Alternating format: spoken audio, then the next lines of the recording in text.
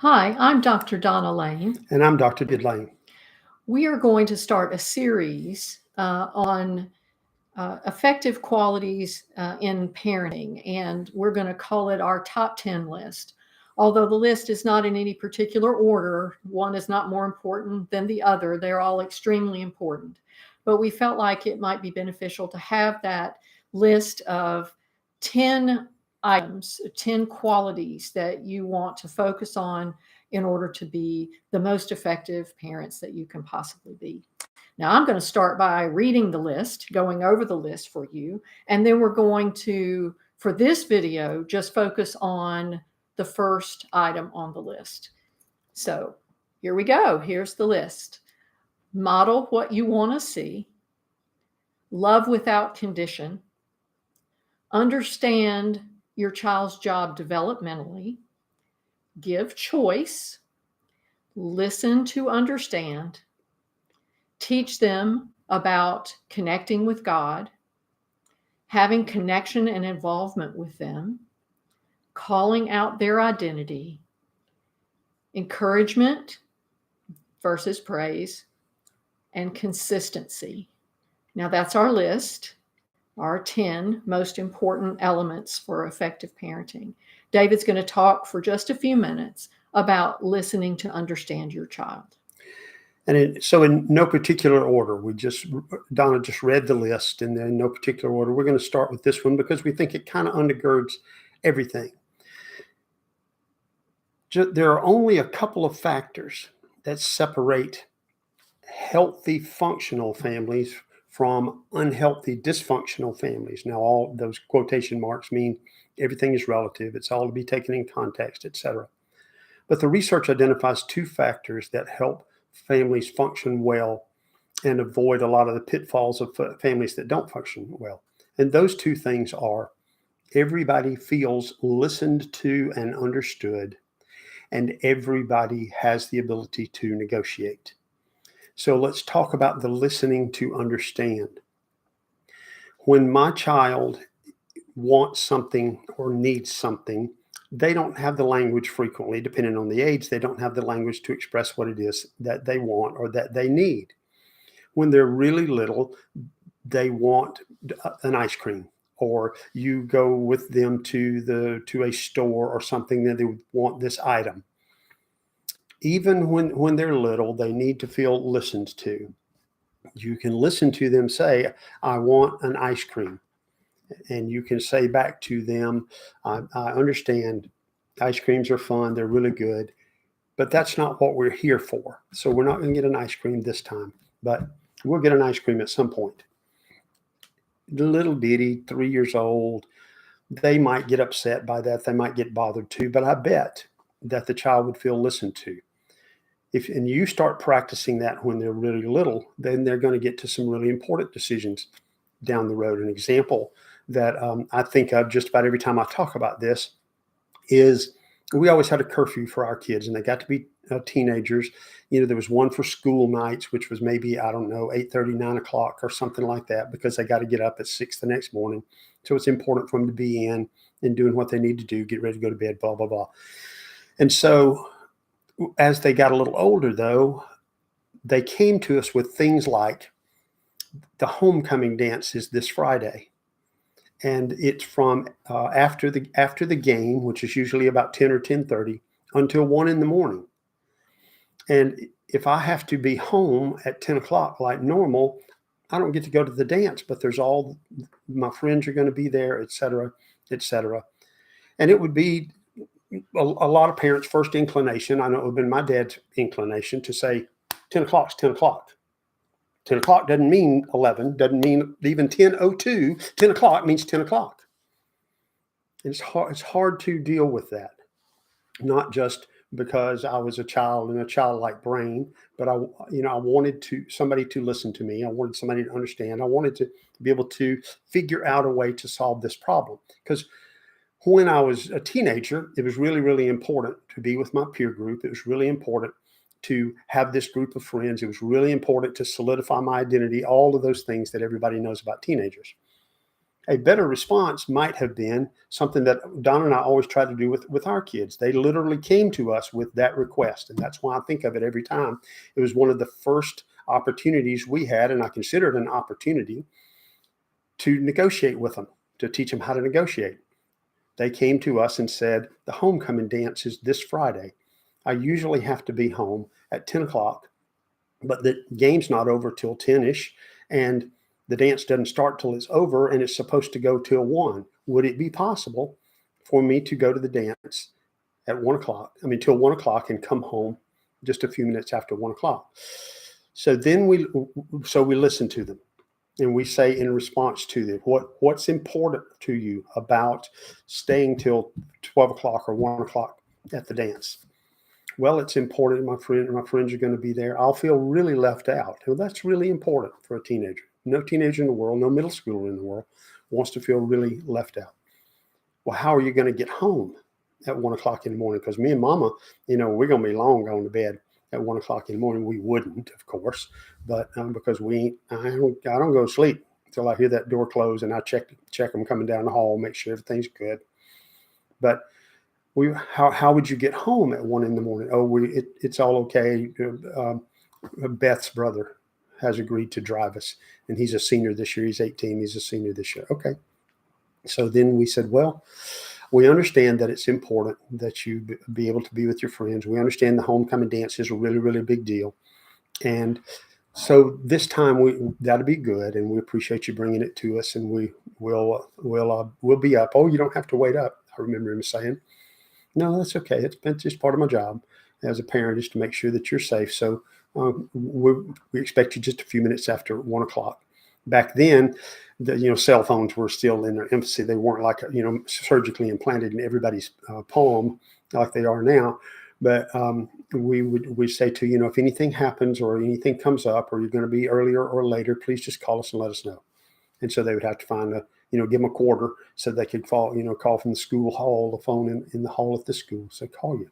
But what that did, we found out with our children, was it taught them they could trust us to be reasonable with them, that we weren't just going to be arbitrary, and we weren't just going to be ridiculous. Now, we were ridiculous frequently enough with them, because we would just lay out a hard and fast something pretty frequently, because it's important. And a lot of those rules and guidelines are extremely important to be very consistently firm with. But in things like that, where it means a lot to the child, I listened to the child, and we sought to understand what it was they were saying, why this was important to them. And we then negotiated with them to have them have a piece of what it was that they wanted, because that's the way it works in negotiation. One side has to give a little to get a little. The other side gives a little and gets a little. Nobody winds up with exactly what it was they wanted, because it just doesn't work like that in real life. But part of my job as a parent, is to help them understand how real life works. So with that negotiation, they learned that I would listen to them, and I would understand what they said. I would respect to some extent their needs and their desires. And they began coming to us with many more things, which get increasingly important as they age, because they're going to be gone in just a few years. Just about everybody, the average age of leaving home is in the early 20s, somewhere between 18 and 26. And they've got to know what they need to know to get out the door, to behave responsibly, and to be effective in life and be good decision makers. And so my job then becomes to help them learn to be good decision makers by helping them learn how to negotiate, by listening to them, by expressing my opinions and my feelings equally to theirs, and listening to their wants and needs, and then coming to a middle ground to help them develop that skill at negotiation and allow them to feel heard as part of our conversation and part of negotiation in the family.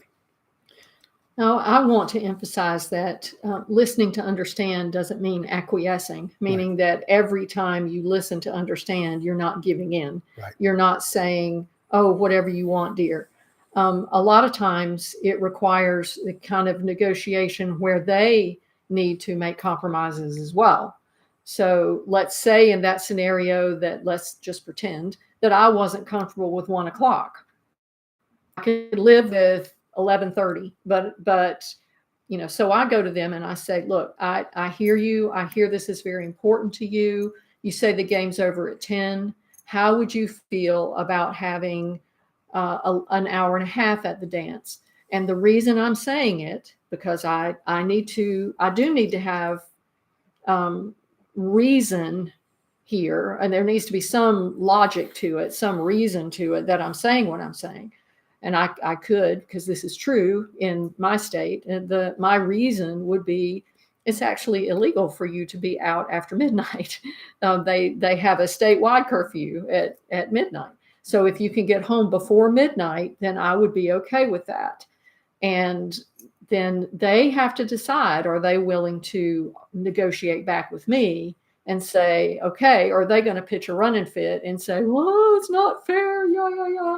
At which point my answer is going to be, okay, I heard you and I tried to understand, but it doesn't seem like that you're willing to meet me halfway, so I don't guess we're going to the dance at all. If you're going to pitch a running fit, all deals are off. Yeah.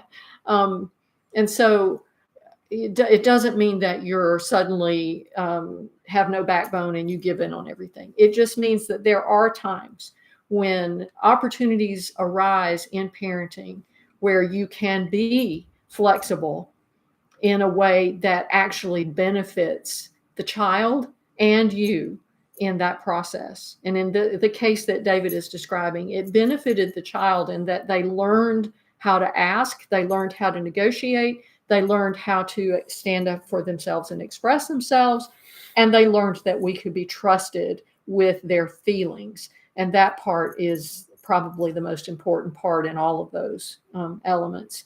So even when they're little, there's going to be opportunities and plenty of room for you to be flexible and make allowances. It turns out that flexibility is sort of the hallmark of mental health, that people that are more mentally unhealthy tend to be more rigid in their thinking. So it's a good thing to practice flexibility. It's a healthy thing. And the kids need to learn how to be flexible too. And they're watching you make those adjustments and be flexible with them. They learn how to do that with other people, and that life is about giving and taking and working together. And so you work together to solve those problems. Sometimes the answer doesn't automatically present itself, meaning that they kind of present this over here and you're going we're way far apart. And so then the negotiation looks more like, can we work together to come up with a win-win, something that we can both be okay with? It might look like nothing that either one of us want, but we're okay with it. The is somewhere in that middle range of solving a problem so that both people are satisfied with the solution. When you think about it, wouldn't you love that to be the case at your job? That your input was sought, your input was listened to. And if you have that kind of job, you're extremely blessed, because many jobs, they don't have that. They are just told, my way or the highway, here it is. And you wind up frustrated, and most people wind up frustrated in those environments, and you got to stick with it because that's your job.